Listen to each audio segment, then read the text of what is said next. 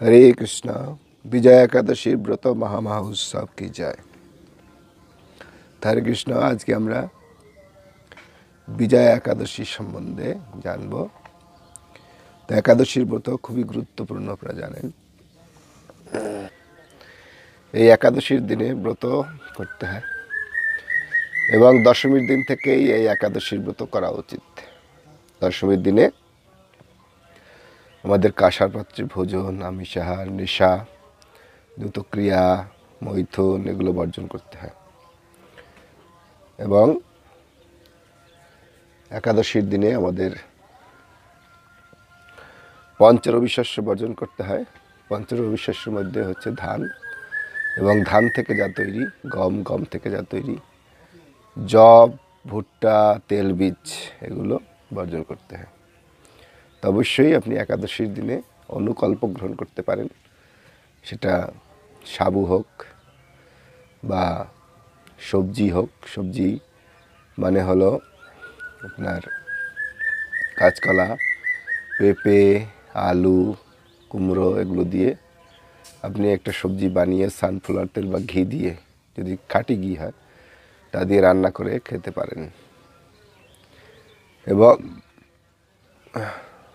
একাদশীর দিনে চা, কফি, পান, বিড়ি এগুলো, ভাং, গাঁজা, নেশা জাতীয় দ্রব্য খাওয়া যাবে না, বিস্কুট খাওয়া যাবে না। তো এগুলো খেলে একাদশী ব্রত থাকে না।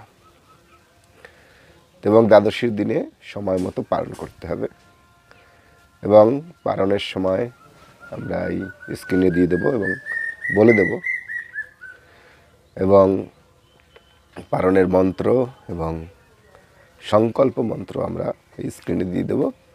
আপনারা দেখে সংকল্প করে নেবেন। এবং এই একাদশীর দিন কত গুরুত্বপূর্ণ এবং এই একাদশীর যে মাহাত্ম্য, সেটা আমরা আপনাদেরকে পড়ে শোনাব। তো বিজয়া একাদশী ব্রত মহামহোৎসব কি জয়। তা আসছে আগামী 12ই গোবিন্দ, 11ই ফাল্গুন, 24শে ফেব্রুয়ারি সোমবার। মনে রাখবেন, 24শে ফেব্রুয়ারি সোমবার কৃষ্ণ একাদশী, মানে কৃষ্ণপক্ষিয়া এটা একাদশী। এর একাদশীর নাম হচ্ছে বিজয়া একাদশী। তো আমরা এখন আপনাদেরকে এই বিজয়া একাদশীর যে ব্রতের মাহাত্ম্য সেটা পাঠ করে শোনাবো। তারপরে আমরা পারণের সময় বলে দেব। বিজয়া একাদশী স্কন্দ পুরাণে এই একাদশীর মাহাত্ম্য এইভাবে বর্ণিত হয়েছে। মহারাজ যুধিষ্ঠির শ্রীকৃষ্ণকে বললেন, হে বাসুদেব, ফাল্গুন মাসের কৃষ্ণপক্ষের একাদশীর মাহাত্ম্য অনুগ্রহ করে আমাকে বলুন। শ্রীকৃষ্ণ বললেন, হে যুধিষ্ঠির, এই একাদশী বিজয়া নামে পরিচিত। এই একাদশী সম্পর্কে একসময় দেবর্ষি নারদ স্বয়ম্ভু ব্রহ্মাকে জিজ্ঞাসা করেছিলেন। তিনি এই প্রসঙ্গে যা বলেছিলেন তা আমি এখন তোমাকে বলছি।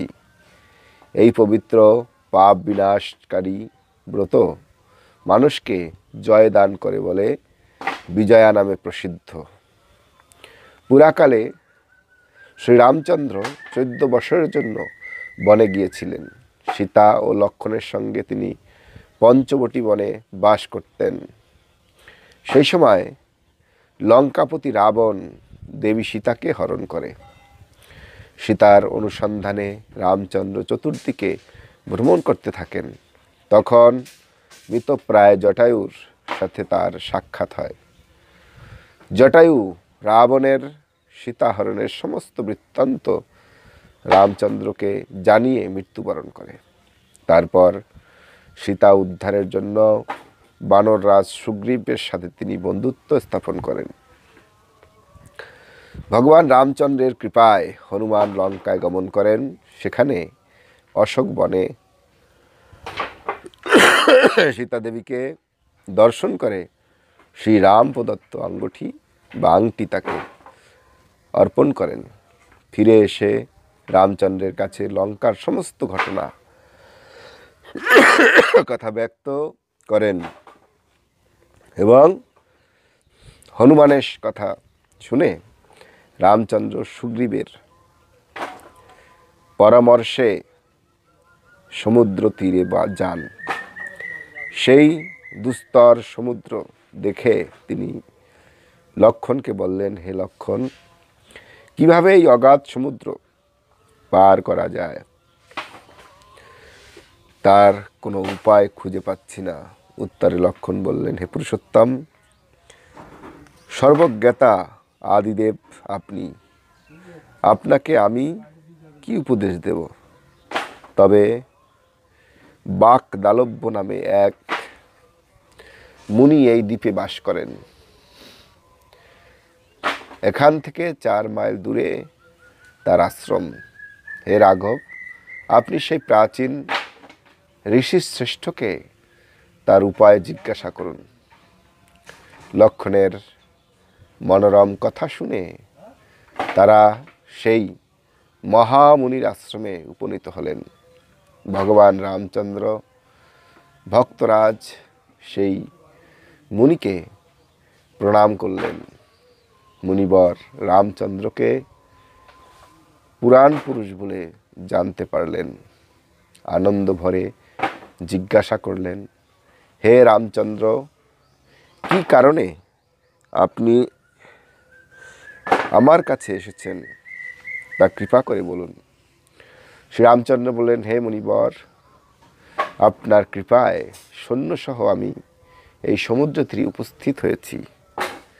রাক্ষস রাজের লঙ্কা বিজয় করাই আমাদের প্রধান উদ্দেশ্য। যাতে এই ভয়ঙ্কর সমুদ্র উত্তীর্ণ হতে পারি তার উপায় জানবার জন্য আমরা আপনার কাছে প্রার্থনা করছি।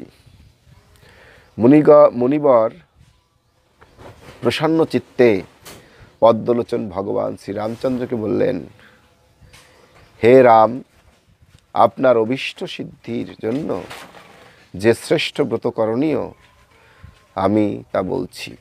ফাল্গুন মাসের কৃষ্ণপক্ষে বিজয়া নামে একাদশী ব্রত পালনে আপনি নিশ্চয়ই সৈন্যসহ সমুদ্র পার হতে পারবেন। এই ব্রতের বিধি শ্রবণ করুন। বিজয় লাভের জন্য দশমীর দিন সোনা, রূপা, তামা অথবা মাটির কলস সংগ্রহ করে তাতে জল, আম পাতা দিয়ে সুগন্ধি চন্দনে সাজিয়ে তার উপর সোনার নারায়ণ মূর্তি স্থাপন করবেন। একাদশীর দিন যথাবিধি প্রাতঃস্নান করে কলসের গায়ে মালা চন্দন পরিয়ে উপযুক্ত স্থানে নারকেল ও গুবাক দিয়ে পূজা করবেন।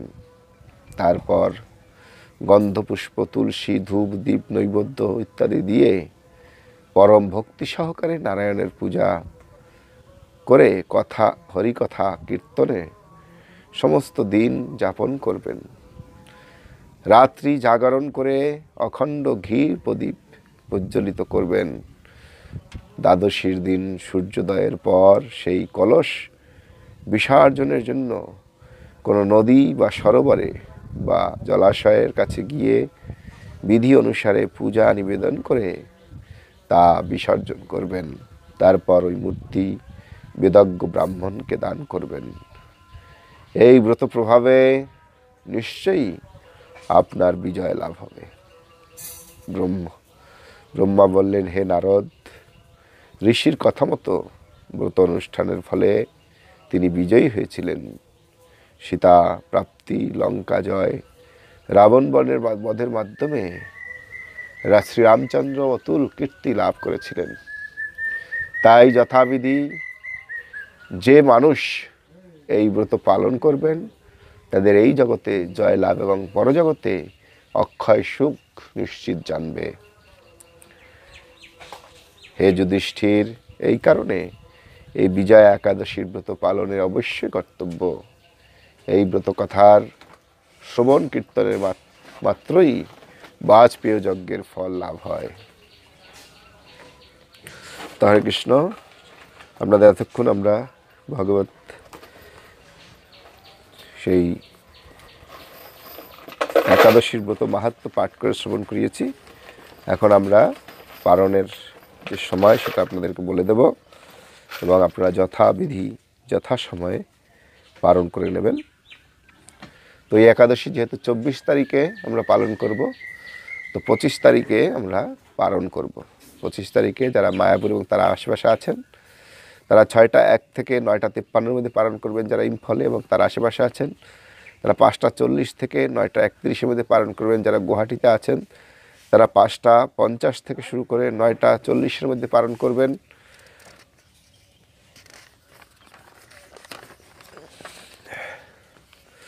যারা কলকাতা এবং তার আশেপাশে আছেন তারা 6টা 1 থেকে 9টা 53-এর মধ্যে পালন করবেন। যারা ভুবনেশ্বরে আছেন তারা 6টা 9 থেকে 10টা 3-এর মধ্যে পালন করবেন। যারা পাটনায় আছেন তারা 6টা 16 থেকে 10টা 7-এর মধ্যে পালন করবেন।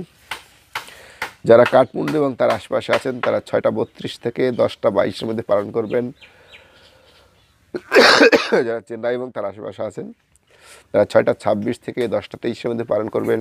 যারা নাগপুরে আছেন তারা 6টা 57 থেকে 10টা 30-এর মধ্যে পালন করবেন। যারা বৃন্দাবন এবং তার আশেপাশে আছেন তারা 6টা 47 থেকে 10টা 37-এর মধ্যে পালন করবেন। যারা দিল্লিতে আছেন তারা 6টা 50 থেকে 10টা 39-এর মধ্যে পালন করবেন। যারা হায়দ্রাবাদে আছেন তারা 6টা 37 থেকে 10টা 31-এর মধ্যে পালন করবেন। যারা ত্রিবন্দমে আছেন তারা 6টা 37 থেকে 10টা 36-এর মধ্যে পালন করবেন। যারা কলম্বোতে আছেন তারা 6টা 24 থেকে 10টা 24-এর মধ্যে পালন করবেন। যারা ব্যাঙ্গালোরে আছেন তারা 6টা 37 থেকে 10টা 34-এর মধ্যে পালন করবেন। যারা মুম্বাই এবং তার আশেপাশে আছেন তারা 7টা থেকে 10টা 54-এর মধ্যে পালন করবেন। যারা আহমেদাবাদে আছেন তারা 7টা 4 থেকে 10টা 56-এর মধ্যে পালন করবেন। যারা উদামপুরে আছেন তারা 7টা 2 থেকে 10টা 49-এর মধ্যে পালন করবেন। হরে কৃষ্ণ।